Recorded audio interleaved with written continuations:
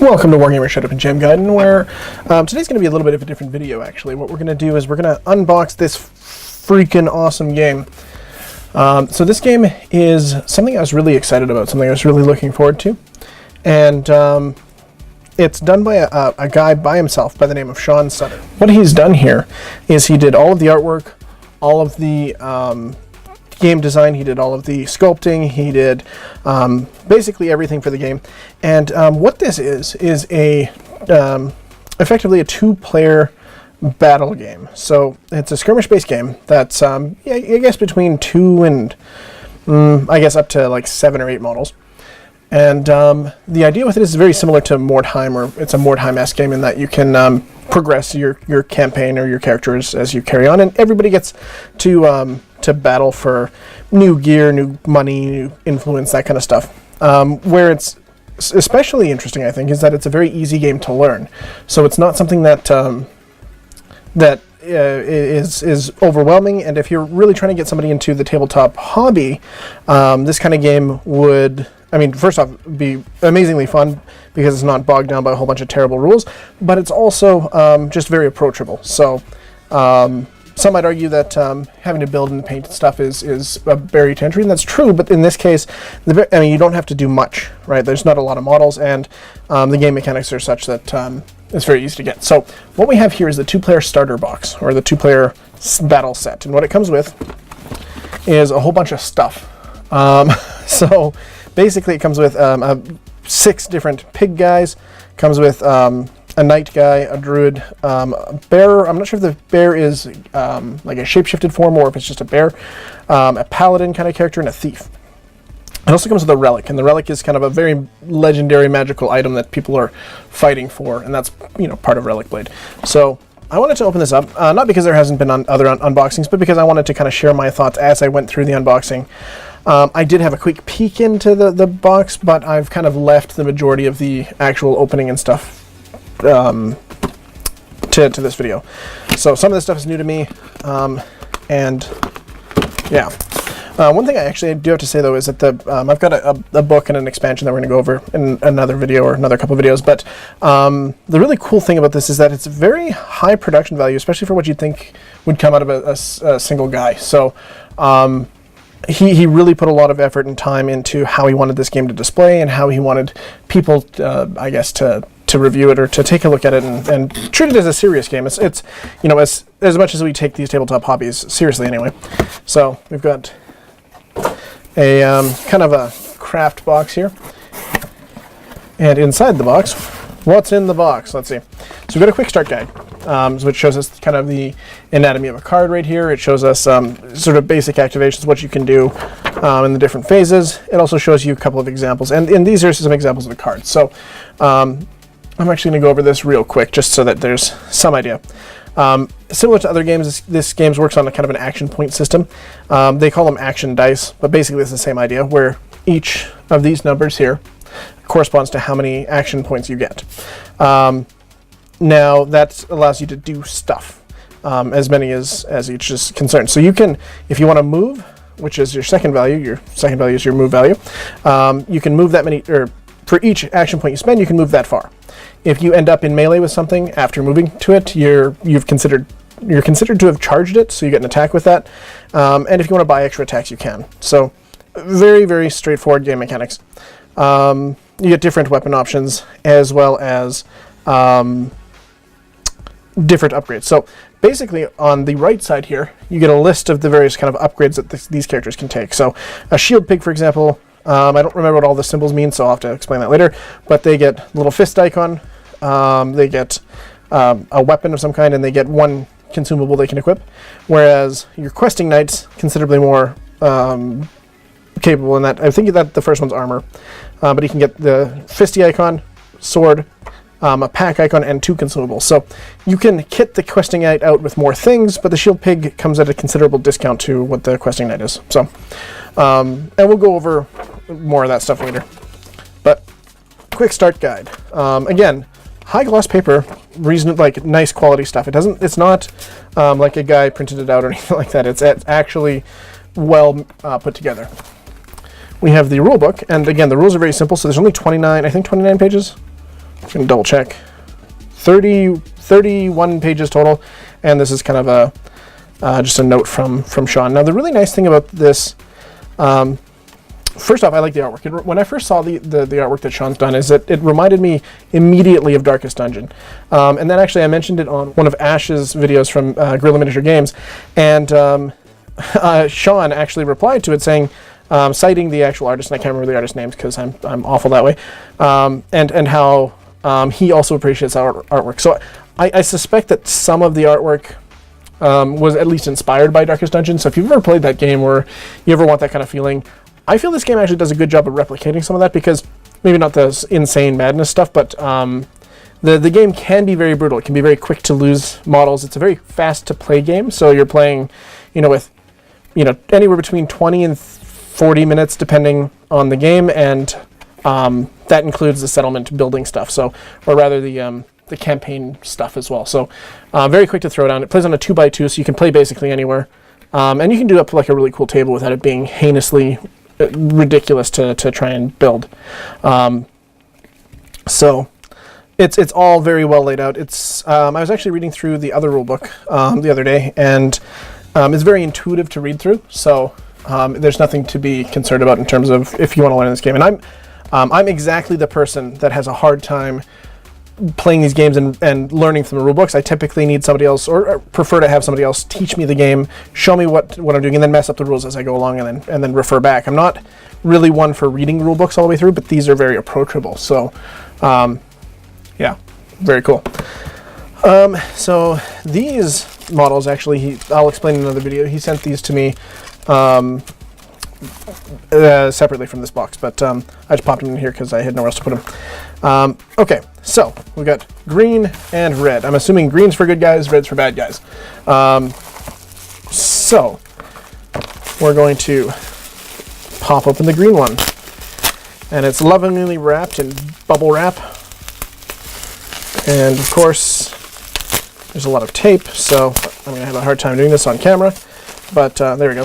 Awesome. Okay, so these are the bases, and they're very, very similar to like 25 mil Games Workshop bases.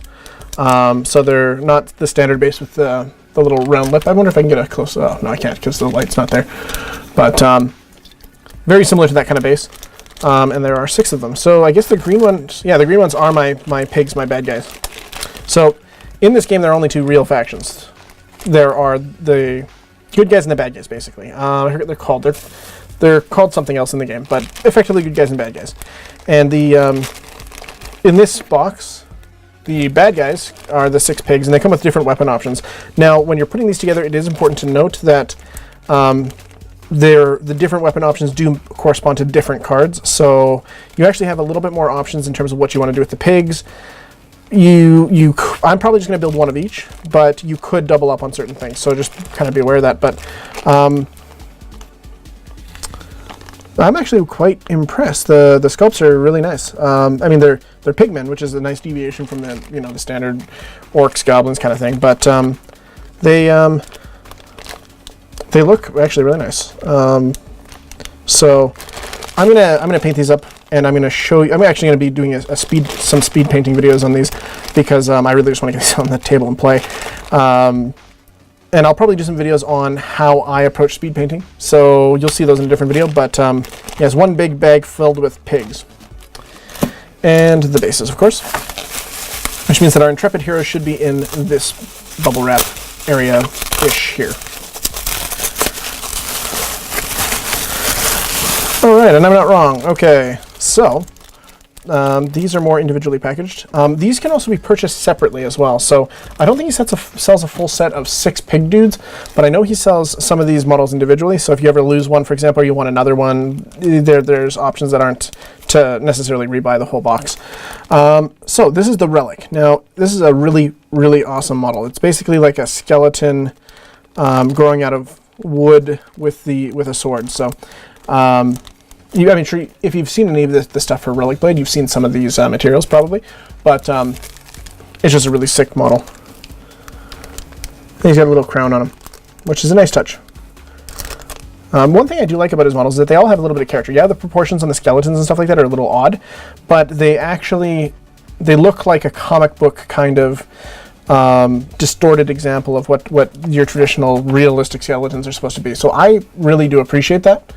I'm not sure that everybody else will necessarily, but I really do.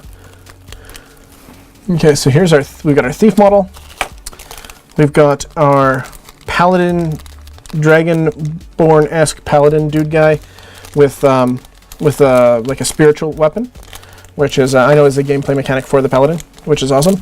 We got our crusader who see, I like the model, but I think that he looks like he's the kind of character that's just always having kind of a rough day, just like trudging along, kind of yes me lord kind of deal. But he's pretty sweet. And then we got the bear inside the bag with the druid. So my suspicion again is that maybe the bear is a bear form, but I'm sure we'll figure that out once we get into the cards, because the cards actually make a huge difference. We've got our six-sided dice. There are 2 blue and 4 black ones. I don't know if that's significant or not. I know there's challenge dice, so you are meant to roll different colored dice just to keep it easier. And we've got our tokens. Now, so these are Diecast tokens. They are cardstock, or card tokens, but they're quite sturdy. They gotta be, are they 3 mil, 4 mil? They gotta be maybe 4 mil. I don't know. They're very thick and actually, like, these probably won't deteriorate immediately, which is nice. I mean, I've got a lot of different measuring widgets, so in my case it doesn't really matter, but it's nice for this kind of stuff, these tokens, and they really pop out of the framework really easily, or the sprue or whatever. They've got wonderful artwork as well. So Sean really did a great job with all this stuff. They look exactly how you'd expect, and they're all double-sided too, which is ridiculous. That's fantastic. So we got another little measuring widget. I guess if I were to throw out a complaint, it would be nice, and I mean obviously you can count, like, this is 3 by what, probably 1.5, 2, 1.5 by ½ inch by 5. It would be nice if there were numbers on these, just to make it a little easier for somebody who's not, hasn't used a lot of these kind of widgets. And it would also make it more obvious for somebody who's never used these kinds of widgets, for them to know that they're meant for measuring, because I mean, otherwise you might not know. It's possible if this is your first kind of tabletop war game, and I suspect that for people that are starting Relicblade, that it might be. This would be a great war game to start people on, and in fact, and it's got enough depth that you could keep them on it. It's fine. But that might be a consideration, even if they're just in like white numbers. That being said, we're talking like really minor, like that's not even a real gripe. So just a suggestion, I suppose. If Sean ever actually watches this, and I suspect he will, because I've seen him comment on a lot of people's Relicblade stuff. So we're gonna just pop these out, because I don't know, it's something satisfying about just popping these out. Anybody else get that? Like, just you see them and you just have to do it. I don't know. But yeah, like, this has some heft to it. One really cool thing actually too, if you need more tokens or anything like that, he sells this thing separately. So if you want more of his cool stylized tokens, you can get them, and it's not, I think it's like $5 or something, maybe $4 or I don't know. It's not a lot of money. I know it's inexpensive, so that's really cool. All right, and the last thing we have are the cards. Now, I didn't, unfortunately, and I should have, I think, I didn't opt for any of the additional card stuff, and I'm going to be putting in another order at some point, probably after he releases the next Iguan guy, which are lizard people dude guys, to get more of the cards, because, now that being said, you could buy the PDF versions of the cards, and you could use those and print them off and that kind of stuff, but I like having the hard cards. I might buy both. I don't know. We'll see.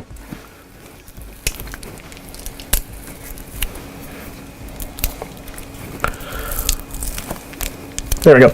Using ye old teeth. The only real way to dig into a new game is rip it open with your teeth, right? Okay. So we've got a bunch of different cards. Okay, we've got the Relic Deck. Okay. Now on the front end, they're all black and white cards. So, and that's intentional, obviously. If you wanted to print these, I mean, the backs are printed in color. If you wanted to print them in color, you would, but this is a stylized kind of thing, and I really, really like it. Again, it reminds me of Darkest Dungeon, which is a game that I adore. Let's see here. So, these cards are the Shield Pig, Soldier Pig, Raider Pig. Okay, yeah.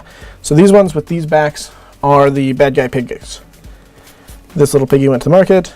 Shield, Soldier, Raider, Berserker, Axe Pig. So, okay, so you're actually meant to make 2 Shield Pigs, a Soldier Pig, a Raider Pig, a Berserker Pig, and an Axe Pig. Now, you could make different variations of these, I believe, but I'll just make these ones because I'll probably order more pigs. I like the pigs. Anyway, these ones are the good guys. So, let's see. Questing Knight, Thief, Cleric of Justice, the Spirit Weapon for the Cleric, Wild Elf, Druid, and Cave Bear. Okay, and Bear form has turned into Cave Bear, and Cave Bear has Elf form, which is turned into Wild Elf Druid. So this is the same character. So on the good guys side, you got 1, 2, 3, 4 characters. From what I understand, a full-size game is like 100 points.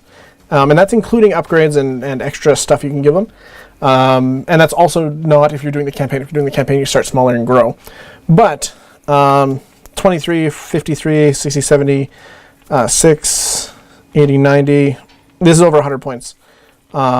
Just these guys are over 100 points. So you actually can't run all 4 dudes in a 100-point list. And that's not even with upgrades. So that's interesting. It's not meant to be a giant game. So I'm going to need more good guys, I think. But mostly because I like variations, that kind of stuff. Then we have the Relic Deck. So these are the relics, and okay, so actually that's interesting. So you've got the Laurel of Peace, which is a skull, Black Figure, which is a painted pot, Sword of Ruin, which is a sword, Crown of Madness, which is what the skeleton's wearing, Cincada, I think, which is looks like either a dagger or a short sword, and a firebrand. Now, this relic you could count as definitely the Crown of Madness. You could definitely count it as the Sword of Ruin. I think it's meant to be the Sword of Ruin. I don't see why you couldn't count it as the Laurel of Peace. In fact, for me, I'd probably count it as all of them, maybe. But it might be nice to have different relics. I know there are at least 1 or 2 other relics that exist, so I think maybe just 1 other relic that exists. I'm not 100% certain, but either way. So that's what these cards are. And these cards, with these... Oh, wait, hold on. Okay, so these 2 cards... Oh, okay, these are 1 for each player. These are what your basic actions are. So every character gets these basic actions. It's just Improvised Attack, Focus, which gives you an extra die to an attack, or Dodge, which gives you an extra die to your defense. And then... Yeah, okay. And then we've got the different upgrades you can buy. Magic Weapon, Hammer of Justice, so 4 points for that. Now, the interesting thing here, some weapons, like the Cudgel, have a negative points value. So they actually reduce the cost of your guys if you take it, because it replaces your other actions with this weapon. So specifically, if you want to take like Shield Pig with a Cudgel, assuming you can. Shield Pig, yep. Cudgel, okay. Yeah, see, sword, Shield Pig, sword. So Shield Pig can take a Cudgel. He becomes then 14 points rather than 16. And yeah, he loses his awesome hand axe. He loses his gore. Or no, he just loses his hand axe. He can still gore things. But he's now less expensive. So that's actually a really cool take on an upgrade, so to speak. Let's see, Pig out. Let's pigs heal after killing things.